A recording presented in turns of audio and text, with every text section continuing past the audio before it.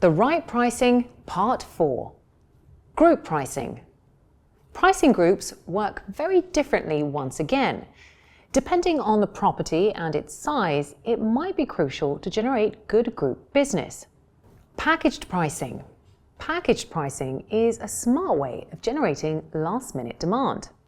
The hotel can go as low as it wants to because the rate is not visible to the hotel guest, because it's packaged with either a flight, a rental car, a train or concert ticket, etc.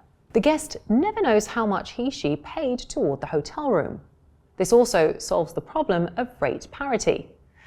We can start promotional activities on one channel, for example, the one we pay the least commission, and assign a discount for a specific date range as long as the rooms are offered as part of a package deal. Flash deals. Flash deals are also a great tool for demand generation.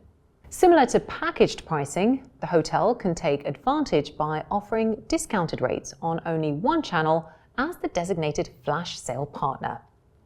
The hotel guests need to sign in or be a member of that site in order to see the discounted rates. These rates are often not necessarily cheaper, but they include so many value adds that the offer becomes very attractive to guests. Special events.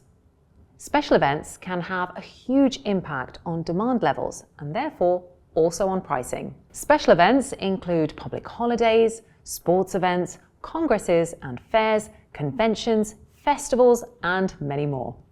Furthermore, also terrorist attacks, natural disasters such as tsunamis and floods, as well as what we recently learned, pandemic outbreaks, have to be considered as special events. All of these events can heavily impact our pricing strategies in a bad or good way. The latter are usually the events having a negative impact on our business. However, some of them can also positively impact our business. What all events have in common is that when they occur frequently, we can learn from past events, analyze booking patterns, and maximize revenues for all future occurrences of that event. The events which cannot be predicted or only occur once for a specific region, for example football, World Cup or Olympic Games, are the hardest to handle price-wise. Seasonality. Nearly every hotel around the world is affected by some sort of seasonality. There are only very few and very lucky hotels which see a relatively constant demand throughout the year, with very few peaks but also very few troughs.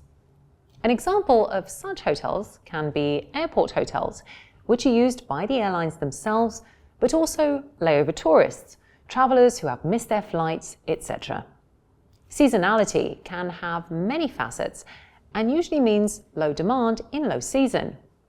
To name a few examples: ski resorts in summer, business hotels in cities over the summer holidays or on weekends, beach resorts in monsoon season, cruise liners in hurricane season, an ice hotel in summer. All these hotels need to have a good plan in place to get through the phases of low seasons and low demand.